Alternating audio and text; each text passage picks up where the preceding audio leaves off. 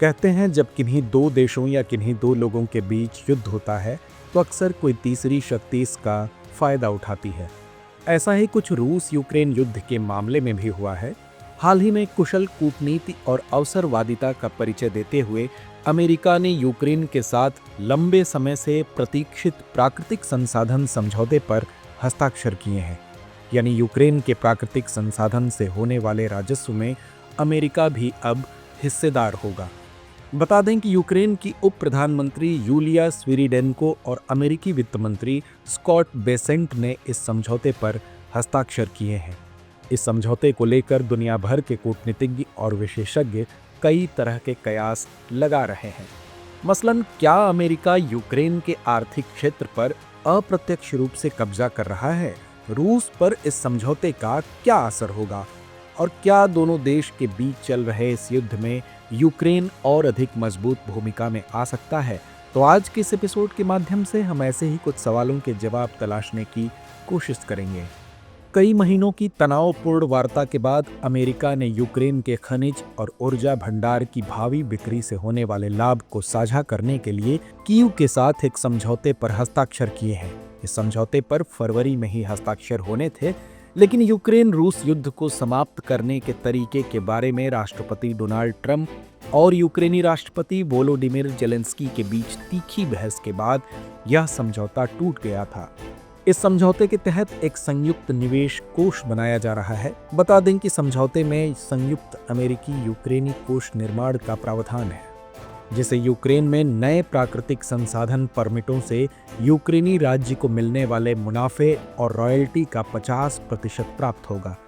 हालांकि अमेरिकी वित्त मंत्री स्कॉट बेसेंट ने कहा कि संसाधन यूक्रेन की संपत्ति बने रहेंगे तथा कीव यह तय करेगा कि उन्हें कहां से निकाला जाए। साथ ही यह साझेदारी 50-50 के आधार पर बराबर होगी तथा इस समझौते में अमेरिका के प्रति कोई ऋण दायित्व शामिल नहीं होगा। उल्लेखनीय है कि यूक्रेन की धरती में दुर्लभ खनिजों का बहुमूल्य खजाना है। लिथियम, टाइटेनियम, ग्रेफाइट और दुर्लभ पृथ्वी तत्व जैसे खनिज जो इलेक्ट्रॉनिक्स और परमाणु शक्ति के लिए अत्यंत महत्वपूर्ण हैं, यूक्रेन में बड़ी मात्रा में पाए जाते हैं। यूक्रेनी भूवैज्ञानिक सर्वेक्षण का अनुमान है कि दुनिया के 5% महत्वपूर्ण कच्चे माल यूक्रेन में हैं। इस सर्वेक्षण के अनुसार यूक्रेन में तांबा, सीसा, जस्ता, टाइटेनियम, लिथियम, चांदी, निकल और कोबाल्ट आदि के प्रमुख भंडार हैं। गौरतलब है कि रूस जो अब तक यूक्रेन की संपत्तियों पर अपनी पकड़ बना चुका था, इस समझौते से उसके सामरिक और आर्थिक हितों को सीधा नुकसान पहुंच सकता है।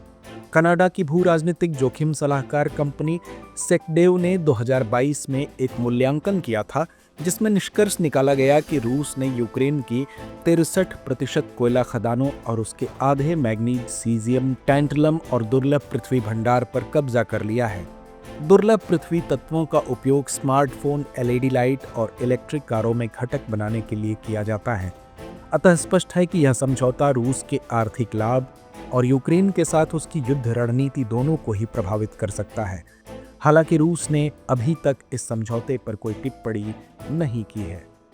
उल्लेखनीय है कि डोनाल्ड ट्रंप के राष्ट्रपति बनने के बाद यूक्रेन और अमेरिका के रिश्ते में कई उतार चढ़ाव आए थे। ट्रंप ने रूस के साथ सीधी बातचीत की थी, जिससे यूक्रेन और यूरोपीय देशों में असंतोष था। लेकिन इस नए समझौते से यह स्पष्ट हो जाता है कि अब अमेरिका और यूक्रेन के रिश्ते सैन्य सहायता तक सीमित नहीं रहेंगे, बल्कि यह एक दीर्घकालिक और समान साझेदारी बन चुकी है। अमेरिका और यूक्रेन का यह गठबंधन अब केवल सैन्य नहीं, बल्कि आर्थिक और रणनीतिक दृष्टिकोण से भी मजबूत हो चुका है। यह साझेदारी रूस पर भारी पड़ सकती है। साथ ही समझौते का असर वैश्विक शक्ति संतुलन पर भी पड़ेगा। यूक्रेन की खनिज संपत्ति से न केवल अमेरिका की ऊर्जा सुरक्षा बढ़ेगी, बल्कि यह यूरोपीय देशों के लिए भी फायदेमंद होगा। रूस और चीन के साथ अमेरिका की प्रतिस्पर्धा को देखते हुए यह समझौता अमेरिका को वैश्विक खनिज आपूर्ति श्रृंखला में एक महत्वपूर्ण स्थान दिला सकता है, जबकि यूक्रेन के लिए यह समझौता एक तरह से सुरक्षा कवच बन सकता है, क्योंकि इससे उसे न केवल अमेरिका से सैन्य सहायता मिलेगी, बल्कि पुनर्निर्माण के लिए भी संसाधन मिलेंगे। हालांकि अभी भी अमेरिका ने रूस यूक्रेन युद्ध को समाप्त करने और शांति स्थापित करने के लिए अपने प्रयास जारी रखे हैं, बता दें कि अमेरिका 3 साल पहले रूस के आक्रमण के साथ शुरू हुए युद्ध के लिए संभावित शांति शर्तों पर चर्चा करने और युद्ध शांति में मध्यस्थ की भूमिका निभाने का समय समय पर प्रयास करता रहा है। लेकिन रूस और यूक्रेन दोनों ही देश इस शांति प्रस्ताव पर अभी तक सहमत नहीं हुए हैं। अब बारी है इस कार्यक्रम के रविवारी विशेषांक दुनिया मेरे आगे की, जिसमें हम बात करेंगे दूसरी अहम अंतर्राष्ट्रीय खबरों की। अमेरिकी रक्षा सचिव पीट हेग्सेथ ने ईरान को सख्त चेतावनी दी है कि यदि वह यमन में हूती विद्रोहियों को समर्थन देता रहा तो उसे गंभीर परिणाम भुगतने होंगे। अमेरिका ने मार्च से अब तक 1000 से अधिक हूती नियंत्रित ठिकानों पर सैन्य हमले किए हैं। हाल ही में हूतियों ने रेड सी में जहाज़ों को निशाना बनाते हुए हमलों को तेज किया है, जिसे वे फिलिस्तीनियों के समर्थन में बता रहे हैं। अमेरिका ने इसके जवाब में क्षेत्र में अपनी सैन्य उपस्थिति बढ़ा दी है। 6 B-2 बम वर्षक डिएगो गार्सिया द्वीप पर तैनात किए गए हैं और 2 एयरक्राफ्ट कैरियर मध्य पूर्व भेजे गए हैं। 28 अप्रैल को सादा प्रांत पर हमले में 68 लोग मारे गए। अमेरिका का दावा है कि ईरान हूतियों को सैन्य मदद और रणनीतिक सलाह दे रहा है। दक्षिण कोरिया के कार्यवाहक राष्ट्रपति हान डक-सू ने 1 मई 2025 को अपने पद से इस्तीफा देने की घोषणा की। एक संबोधन में उन्होंने कहा कि वह देश की बड़ी जिम्मेदारी लेने के लिए यह निर्णय ले रहे हैं। दक्षिण कोरियाई मीडिया रिपोर्टों के अनुसार हान डक-सू 2 मई को आधिकारिक रूप से आगामी राष्ट्रपति चुनाव के लिए अपने अभियान की शुरुआत करेंगे, जो अगले महीने आयोजित किया जाना है। उनके इस्तीफे को देश की राजनीति में बड़े परिवर्तन के संकेत के रूप में देखा जा रहा है, विशेष रूप से ऐसे समय में जब दक्षिण कोरिया कई आंतरिक और बाहरी चुनौतियों का सामना कर रहा है। हान डक-सू की छवि एक अनुभवी प्रशासक और सुलझे हुए नेता की रही है, जिन्होंने पहले भी कई उच्च पदों पर कार्य किया है। उनके इस कदम को आगामी चुनावों के लिहाज से एक महत्वपूर्ण घटनाक्रम माना जा रहा है। यरूशलेम के बाहरी इलाकों में भयंकर जंगल की आग तबाही मचा दी है, जिससे बड़े पैमाने पर निकासी हाईवे बंद होने और आपातकालीन स्थिति उत्पन्न हो गई है। आग की शुरुआत मेसिलत सियोन के पास हुई और तेज हवाओं, जो कि 90 से 100 किलोमीटर प्रति घंटे की रफ्तार से चल रही हैं, के कारण यह तेजी से पश्चिम की ओर फैलती चली गई।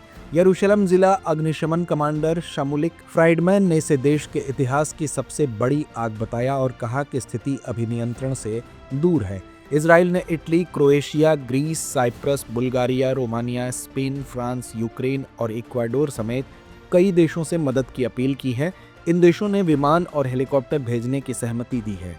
इस आग से निपटने के लिए 120 से अधिक अग्निशमन इकाइयों, IDF सैनिकों और विशेष विमानों को तैनात किया गया है। तो व्यूअर्स, चर्चा को यहीं विराम देते हैं और नोट करते हैं आज का सवाल। हाल ही में अमेरिका और यूक्रेन के बीच हुए समझौते का रूस यूक्रेन युद्ध पर क्या असर होगा?